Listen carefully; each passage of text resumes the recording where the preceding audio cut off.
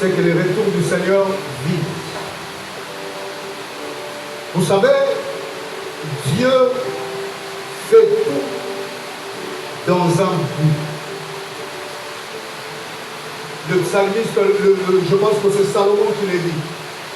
Dieu a tout fait pour un but. Même le jour de la mort. Il a tout fait pour un but. Il n'y a rien que Dieu fait, que Dieu prépare, qui ne puisse pas avoir un but poursuivi, qui ne puisse pas avoir de visée. Dans chaque chose Dieu fait, dans chaque chose que Dieu parle, dans chaque chose que Dieu opère, il y a ce qu'il vit.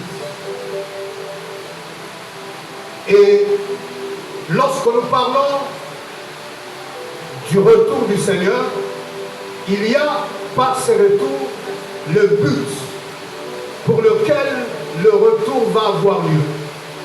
Ce que Dieu vise au travers de ce retour, il viendra pourquoi? Parce que lorsque nous nous mettons à parler autour du retour, nous voulons parler du comment, nous voulons parler de quand, nous voulons parler de qui doit venir, nous voulons parler même de où. Comment, et c'est dans le comment qu'il se trouve le but. Pourquoi quelqu'un mettrait de l'importance sur quelque chose sans qu'il puisse avoir une idée à réaliser en faisant cette chose? Je veux insister.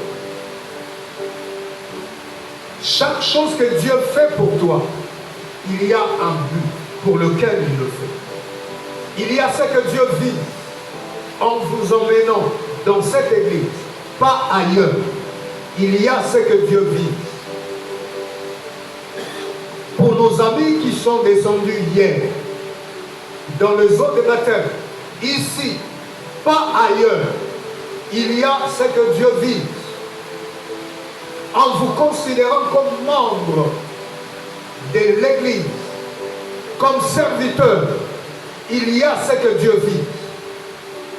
En faisant de vous son enfant, en vous choisissant vous, pas votre frère, pas votre sœur, il y a un but. Quelque chose que Dieu poursuit en nous emmenant dans ces quartiers pour que nous fassions l'œuvre. Il y a ce que Dieu vit. Et même les souffrances par lesquelles tu traverses, il y a ce que Dieu vise, même quand ce n'est pas Dieu qui en est l'auteur. Amen.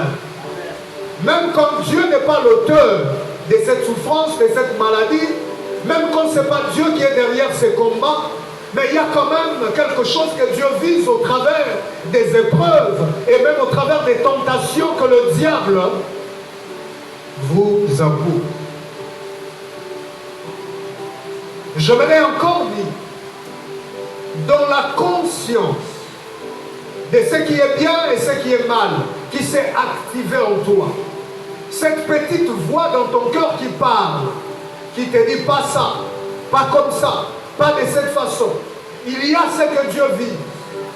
Parce que Dieu ne vous laissera pas comprendre de choses s'il n'a pas quelque chose derrière qu'il veut vous amener à devenir, à faire ou à agir.